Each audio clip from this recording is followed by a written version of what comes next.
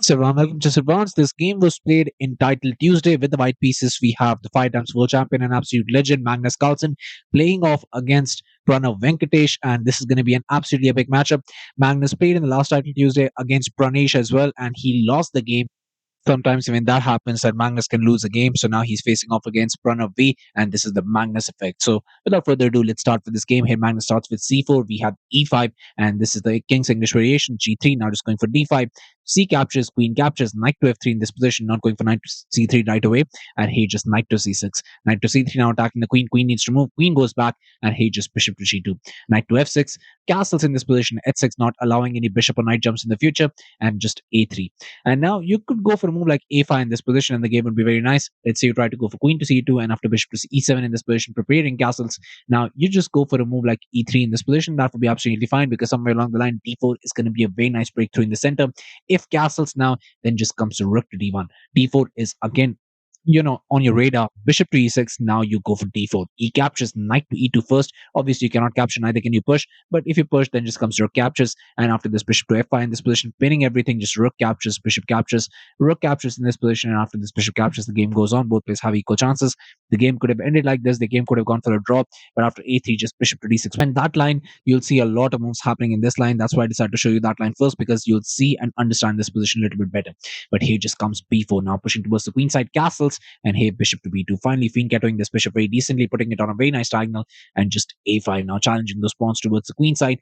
b5, pushing the knight away, knight goes to d4, and now trying to go after that pawn, and also that knight on the center of the board is an absolutely amazing piece, but just e3, pushing the knight away, knight captures, queen captures now, and rook to e8 was played. So everything is fine in this position. You need to be a little bit careful. Ideas like this are in the air as well, but here in this position, there are a lot more moves you can play here. I mean, knight to e4 is also one such idea. Here, after this, knight captures and queen captures. Now you can go for a move like a4, just claiming more space towards the queen side. And if bishop to c3, just a waiting move. Queen to e7, and if d4 finally going for it, just f5 attacking the queen, and those pawns are looking absolutely amazing. And I do have the bishop pair as well, and I do have the center. At least I'm claiming that I have the center. Queen to d5 check, and after bishop blocks, now you just go for queen caps on b7, e4 in this position, taking up further space, locking in the bishop. Your queen is there, the rooks can join in the party, and the game is absolutely amazing. And definitely Pranav is going to enjoy this position with the black pieces, but Magnus here with the white pieces on the other hand, could have a little bit cramped position, because although your queen is towards your enemy camp, you have to understand your pieces are not that much developed as compared to black, and that would not be that great. But after rook to e8, hey, just d3 was played by Magnus, not going for any permanent decisions in this position. c6, now challenging those pawns. h3 was played by Magnus, not allowing any knight or bishop jumps, not even allowing that bishop to be developed here. Bishop to d7 was played, but now just comes b captures. Bishop captures, attacking the queen. Queen needs to move, and just bishop caps on g2. King captures. So lots of trades happening early on. And Magnus here in this position would need to be a little bit careful. d4 is a breakthrough that would be on his radar every single time. But that's something to think about, because do you want to go rook to d1 in this position, or do you want to go maybe for a move like knight to b5 in this position? There are a lot more choices in this position, but here just a4 was played, claiming more space by Pranav, but here just rook f to d1. Now putting the rook very nicely against the black queen. Queen to d7 now, and here just d4. Magnus finally goes for the move, finally goes for the breakthrough, and although e4 looks, I mean, very nice in this position, you don't want to open up this. So if e4, then just comes queen to b5, asking for a trade. Queen goes to c7. You have to understand your queen is much stronger than white's queen. White's queen is not attacking anything, and when I say that, I mean it in a way that you're not attacking anything aside from towards the king side. This bishop is a good bishop because it's attacking towards the king side, and that's why same goes for that queen as well. The queen is a very powerful piece because it's attacking and it has some pressure towards the king side. That's why here you don't want to trade it for a piece and also bring out the knight in the position. So that's why I'm not going for that trade. And queen to c7, rook a to c1 comes, then just comes to rook to a5. Rook to c1 may be a good move, but it's not, because now after queen to e2 you have queen to d7.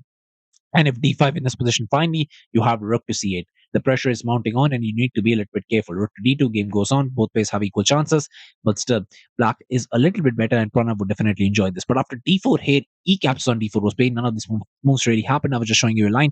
Rook caps on d4 and just queen to c6 check.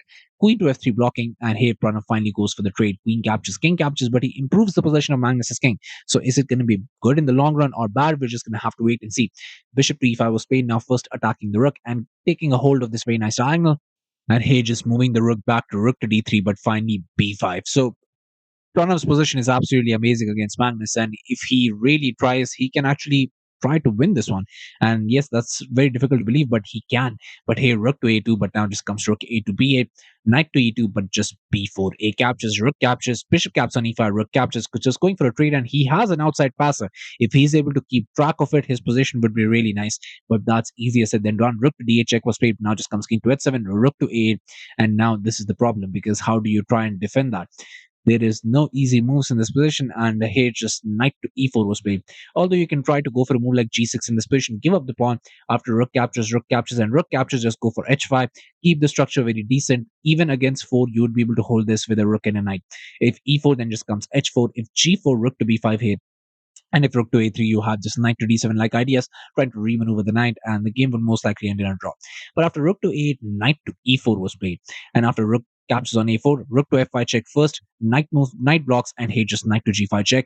King goes to g2, rook to b5, and here just rook to a7 was played. Pranav thinks that having two rooks in this position would increase his chances of having a draw, and normally that is the case. But the thing is that he did not factor in the Magnus effect, because here after rook to b7, rook captures was played, and now just comes h4. And now if you look at the position that I showed you before after e4, h4, and g4, and this was the position, this is much more easier to hold for a draw because the structure is very difficult. But now once you look at this position, it's very difficult to try and do anything in this. One is advanced pawns that is defended. You cannot even go for a move because of en passant. And if rook goes here, this becomes much more difficult idea. So now here just f3 was played, and it is an amazing move by Magnus because now rook to b5, trying to go after the pawn, but now you have g4, and those pawns are so advanced, and on the other hand, you are just stuck in a constricted position. And more so often than not, once you are stuck in a constricted position, you are not able to just have that one window in this position where you can try to find the best move. And if you miss that window, your entire position will crumble apart. And this is something that player needs to be careful of. And this is something that exactly what happened.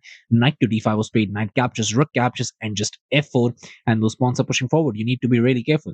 f6, and after king to f3, the thing is that there is only one move in this position which ensures a draw. So I'm going to ask you to pause the video, try and find out the best move in this position which will give you a draw. Have at it. So congratulations to everyone who's able to find the idea. The idea is rook to d1. And this is the move that gives you a draw, because if king to e4 in this position, then just comes rook to e1, and you keep on harassing these pawns from behind. And white king cannot save them all. If rook to a3, then just comes rook to g1. If king to f5 defending against everything, then again rook to d1. If e4, rook to f1, e5, f captures, king captures. Even if you go for this f cap, I mean, now you cannot go for this f captures because this is pinned, but you need to understand that even if you get yourself in a position to be able to try and go for it, either just harass your king and just give you so many checks that you're going to have to go for a move like this. So after f captures, king captures, this is the structure 3 against 2, and most likely this position would end in a draw. And that's why here having the rook here on the first rank is very much important. But after rook to g1, king to f5, let's say rook to h1, rook to a6, then just comes rook to d1. If g5, h captures, rook to f1 check, and you will not be able to run out of checks in this position. So that's the thing. That's how you're able to actually go for a draw. But after king to f3, king to g8 was played. And it seems to be very decent move, like, just get the king here, and the engine still shows a draw. But this was the beginning of something that was not supposed to happen, because here after rook to a8 check, king to f7, king to e4 was played, and now after rook to b5, just rook to a7 check, king goes to f8, king to d4, king to g8, and after e4, now you can see that passer is being pushed, and unfortunately you don't have the rook to go behind here in this position to try and harass the white king. And this is going to be very annoying and very much a nuisance as well, because once you push the pawn, you will create an outside passer, and that's going to be really difficult, because here king to f8, rook to c7 was played, rook to b1 now, and you can see the engine evaluation shifting. And I told you, you'll get just one window, and if you miss it, then it's just blunder city. Here king to d5, But king to d5 is actually a blunder by Magnus. Magnus was supposed to play the best move in this position, which was rook to c8 check, force the king forward to f7, and then after that again go for this rook to c7 check. Let me just show you that line. If you try to go for this rook to c8 check, king goes to f7. Now after rook to c7 check, now after this king to f8, now you push for a move like e5. And if f captures in this position, then just comes this rook to g1 and king to d5. You have an outside passer. This is going to be very, very difficult to hold. But this was the idea. But after rook to b1, king to d5 was played by Magnus, which is a draw, but you still need to find the right idea, which is this rook to f1. Going after these pawns. And again, it's not at all clear and not very difficult as well. Rook to c8 check. If you decide to go for king to e7, why doesn't the same idea work now? Because whatever you do in this position, even if you try to go for a move like, instead of this check, go for a move like e4, the thing is that again you cannot escape all the checks, and that's the problem. Rook to c7 checking to f8, now just comes f5. You have to save the pawn.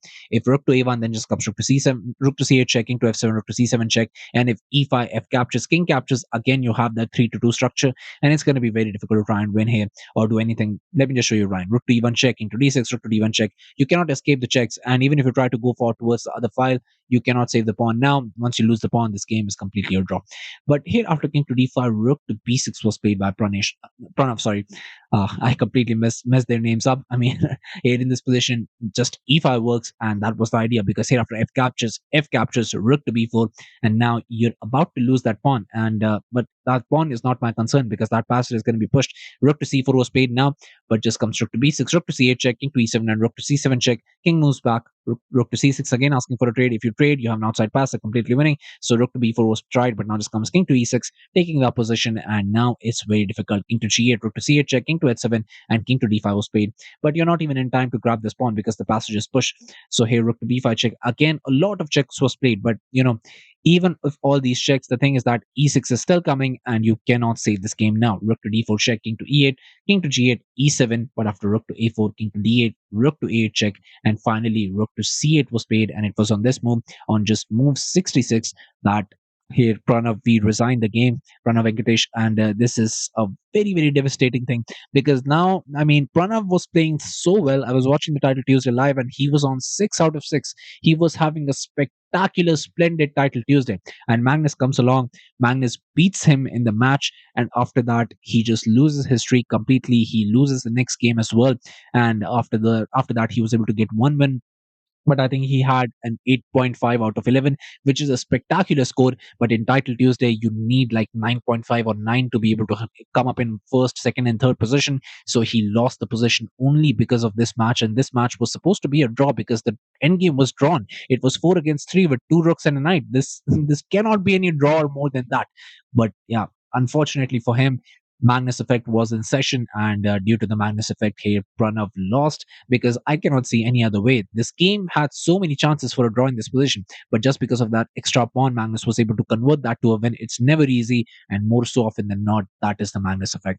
So yeah, thank you all for watching. I'll be coming back with some of these amazing games, so stay tuned to the channel, stay updated, and I'll be seeing you guys very, very soon. Thank you very much for watching.